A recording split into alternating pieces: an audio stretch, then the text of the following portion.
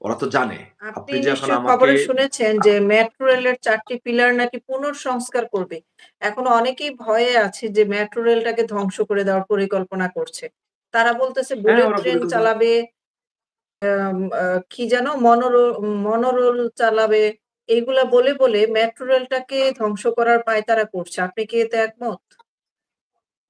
হ্যাঁ, ওরা হচ্ছে বেসিক্যালি শেখ হাসিনা এই দেশের মানুষ তো এই কাজগুলো স্বীকার করে এবং এইজন্য শেখ হাসিনার প্রতি একটা সফট কর্নার এদেশের মানুষের আছে।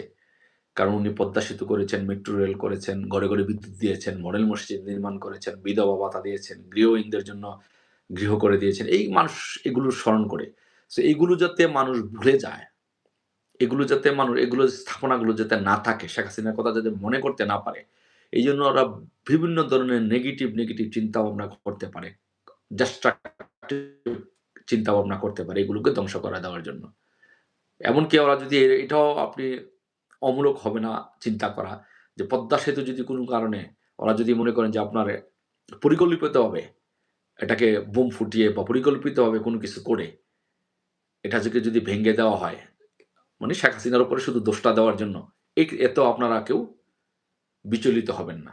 মেট্রো রেল থেকে যদি মনে করেন যে নিজে